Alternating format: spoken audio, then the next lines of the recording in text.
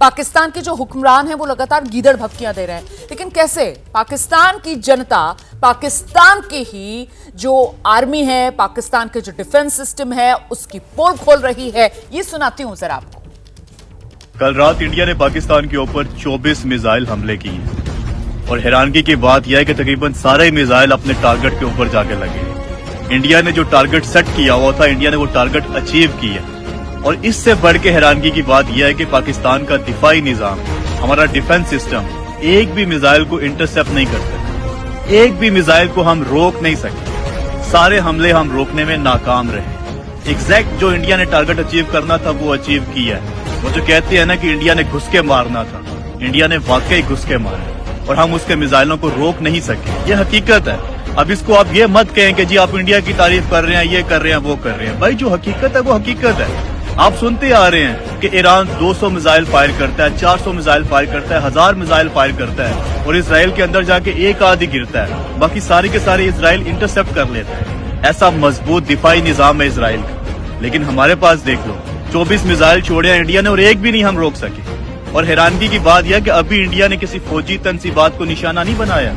अभी इंडिया ने हमारे किसी छोमनी के ऊपर, कैंट के ऊपर या किसी ऐसी हसास जगह के ऊपर अटैक नहीं किया।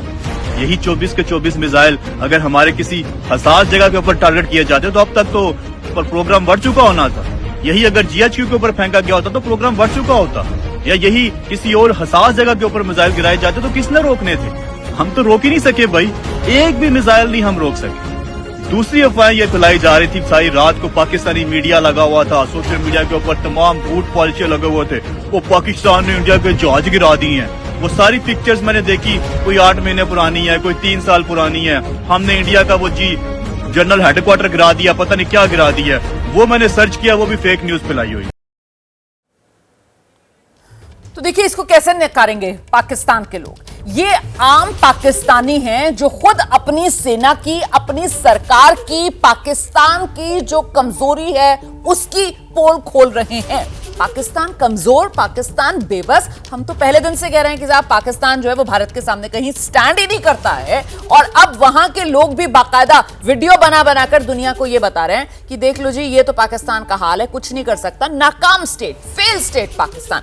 नीरज, और ऐसे में वो जो दर्द था उस पाकिस्तानी का, कह रहा था कि बताओ वो आए, इतने सारे मिसाइल हम पर मारकर चले गए, हम किसी को इंटरसेप्ट ही नहीं कर पाए। तो इंटरसेप्ट तो हो ही नहीं सकते ना। मुझे लगता है आपको ये भी बताना चाहिए कि क्यों ये मिसाइल भारत के गए और अचूक अंदाज में जहां निशाने के लिए इनको सेट किया था वहीं गए, वहीं प्रिसाइजली अटैक किया, आतंक को नेस्तो नाबूद किया और पाकिस्तान को हवा भी नहीं लगी। नीरज, बिल्कुल रोमाना, आपने बिल्कुल ठीक कहा। जो ऑपरेशन सिंदूर में जो मिसाइल्स फायर की गई थी, जैसे हमने कल बात की थी कि रफाल फाइटर जेट से स्कैल्प मिसाइल फायर की गई थी। स्कैल्प मिसाइल बहुत ही जबरदस्त घातक ये मिसाइल होती है। और अब जो जानकारी मिल पाई है इसके मुताबिक जो भारतीय वायुसेना की जो सुखोई फाइटर जेट्स हैं उनकी ब्रह्मोस मिसाइल का इस्तेमाल किया गया। रोमाना, ब्रह्मोस दुनिया की एकमात्र सुपरसोनिक क्रूज मिसाइल है। उस मिसाइल को कोई ट्रैक नहीं कर पाता, कोई डिटेक्ट नहीं कर पाता है, कोई रडार आज तक डिटेक्ट नहीं कर पाई है। और जो पाकिस्तान है रोमाना, मैं आपको बता दूं कि वो चाइनीज एयर डिफेंस सिस्टम इस्तेमाल करता है, DHQ-9 इस्तेमाल करता है। वो उसको डिटेक्ट ही नहीं कर पाए, उनको पता ही नहीं चल पाया। जब ब्रह्मोस मिसाइल नीचे गिर गई उसने तबाह कर दिए मुरीद के और भावलपुर के जो टेरर कैंप्स थे, हेडक्वार्टर थे जैश और लश्कर के। तब जाकर पाकिस्तान की नींद खुली, उन्हें पता चल पाया कि यहां पर यह अटैक हुआ है। इसके अलावा रोमाना, हमने स्कैल्प और ब्रह्मोस के अलावा हमने इजराइल के हापुर जो ड्रोन्स हैं, लॉइटरिंग म्यूनिशंस हैं, उनका इस्तेमाल किया था इन टेरर कैंप्स पर अटैक करने के लिए। बिल्कुल, और इसी वजह से पाकिस्तान को हवा तक नहीं लगी और पाकिस्तानी अब इस तरीके से बिलबिला रहे हैं। देखिए खुद पाकिस्तान की जनता जो है वो पाकिस्तानी सेना के खिलाफ अपनी आवाज बुलंद कर रही है। और कहीं ना कहीं ये दर्द, आशीष, ये पीड़ा जो है वो इन पाकिस्तानियों के दिल में होगी ना कि साहब हमारा खून चूस लिया इन्होंने, सेना को मजबूत बना रहे हैं, सेना को मजबूत बना रहे हैं, पाकिस्तान को सुरक्षित बना रहे हैं, पाकिस्तान को सुरक्षित बना रहे हैं। और आखिर में अंजाम क्या हो रहा है? जहां इन्हें आना चाहिए था हमारी सुरक्षा के लिए, पोल खुल गई है। तो जनता को गुमराह कर रहे थे, अपनी जेबें भर रहे थे और हाल देखो पाकिस्तान का, किसी लायक पाकिस्तान नहीं।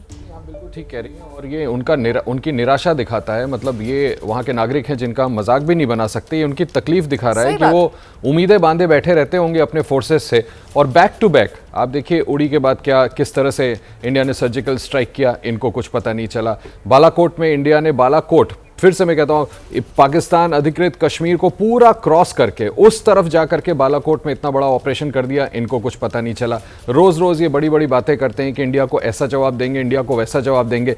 एक बड़ा हास्यास्पद सा पाकिस्तान प्राइम मिनिस्टर्स ऑफिस का कल का प्रेस रिलीज है, जिसमें वो ये कहते हैं कि उन्होंने ऑथोराइज किया है पाकिस्तानी आर्मी को भारत को जवाब देने के लिए।